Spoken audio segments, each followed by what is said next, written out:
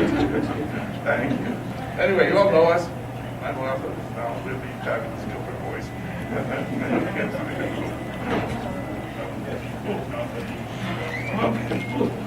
Thanks. This is a movie that is more popular with the audience than with critics. It's very popular with critics. It's getting awards. But 93% of the audience like it. It's more popular than Zero Dark Thirty, Torture. That's the CIA laws about torture being involved and getting involved. It's a war criminals.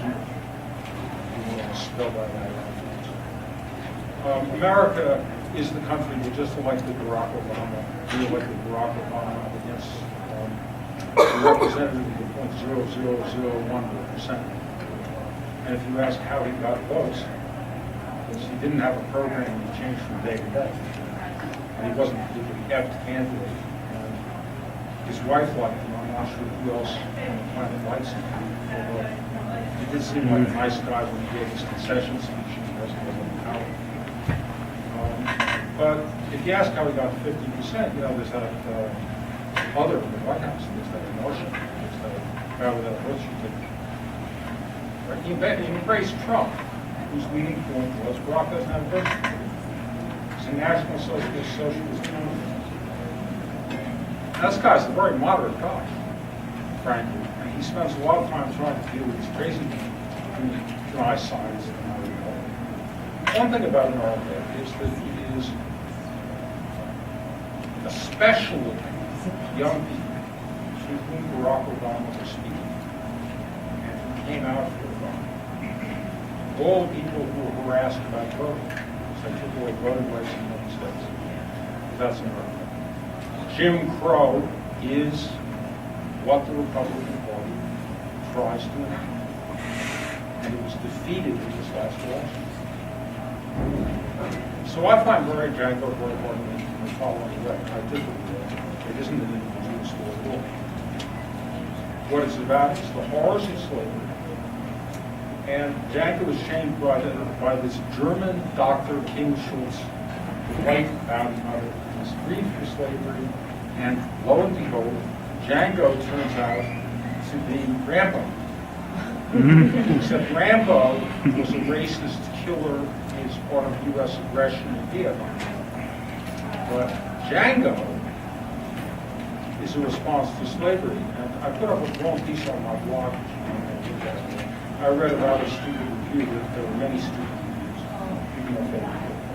And what it said was that the treatment of slavery that's shown in the movie is exaggerated.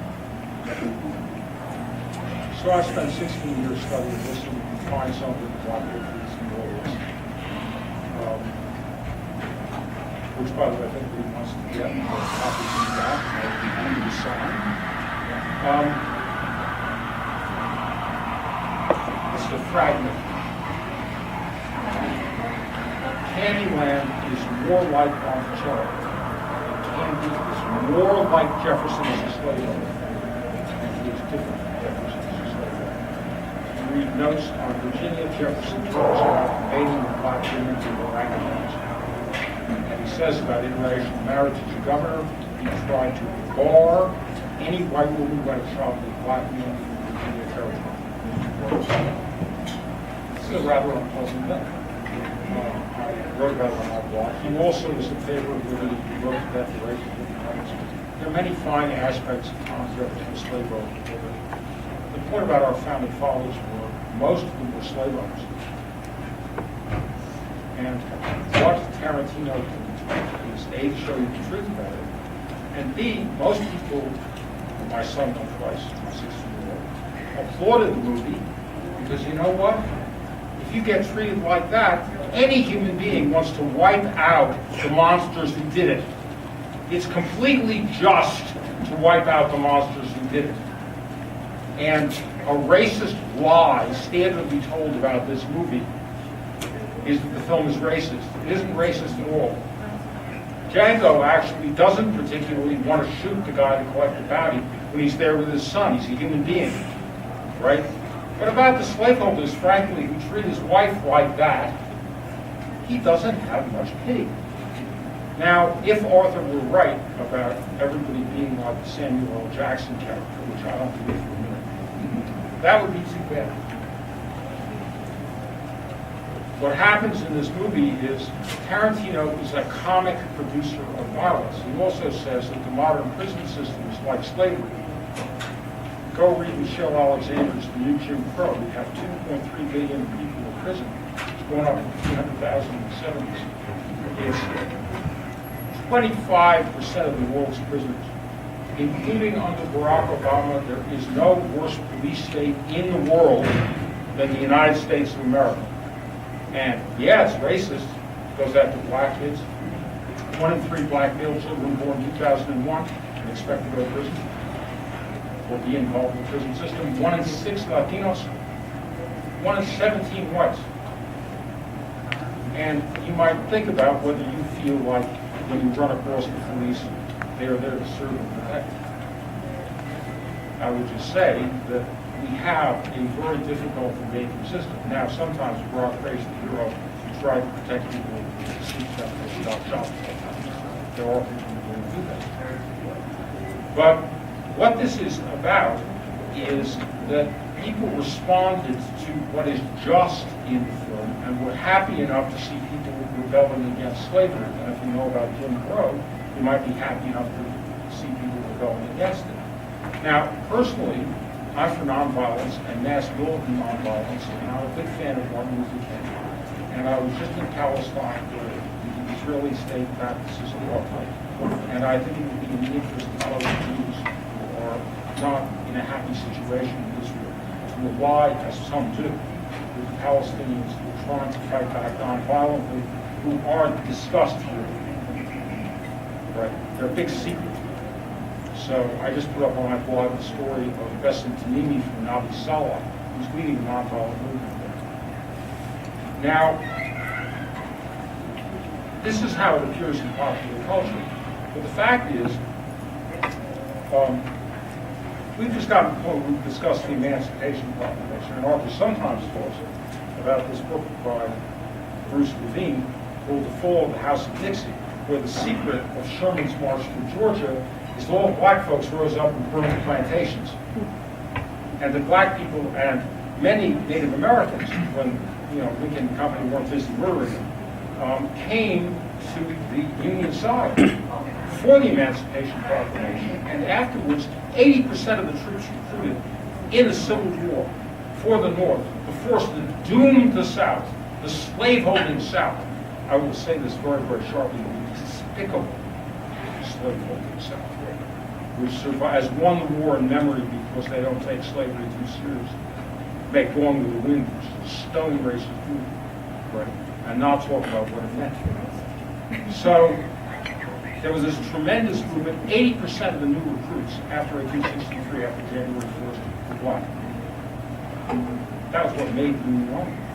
But I tell the story in the American Revolution about not only were a lot of blacks, like about a quarter of them, possibly, somewhere between 7 and a quarter, somewhere between 60 and 100,000, freed in exchange for fighting by the British, who took more blacks to free them any time in the United States before the Emancipation Proclamation.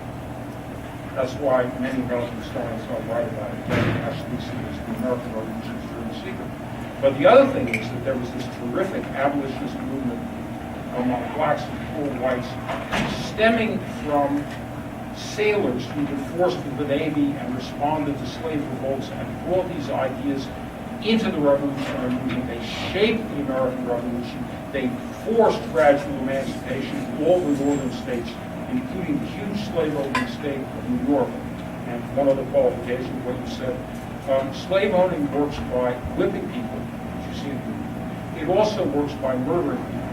They dug up a slave graveyard they didn't know about in 1991 when they were excavating in New York, and they found that 40% of the corpses, skeletons, were under the age of 15. Now, I'll tell you, a lot of white kids died. It wasn't so nice to be poor and white then, but I bet you, they don't have a comparison, I bet you 40%, that's pretty high. Right? So, one of the things about it is they starve people to death. In Mississippi, in warm climates, They didn't have blacks wear, they didn't give blacks clothes in the field. George Washington said it was too expensive. If you want to read about George Washington's slaveholder, he was a nasty slaveholder. He rose to the occasion of getting the revolution. There's a whole story which has been buried here, which as of now can't get into the New York Times. I can't even get a letter or an op-ed piece in, or I have a running commentary on it. This is the lead book from Chicago history. It sells for the price of teenage fantasy novels. Right, it's $30. It's not an expensive book. Chicago always gets their lead book in history in the Times. The Times will say that there's more than one Crispus Attucks, one of the martyrs in 1770, the Boston Massacre. They will not say what is true, that black forces were the crucial forces in Yorktown. There were a quarter of American troops, and they were most of the dead on the American side. And the Daughters of the American Revolution have it exactly backward, and Django has it exactly right. That the people who are most oppressed are the ones who really fight for freedom. And if you don't see that and learn about it and talk about it, it's sort of like if you want to learn about patriarchy, talk to women. Right? If you want to learn what it's like to face a high quota of sexual violence, you will learn that probably you're very careful about whether you have the keys out at night, whether you walk alone in the dark. Not that guys aren't in certain places, but it's like way different thing. You might get the truth of this. Thanks.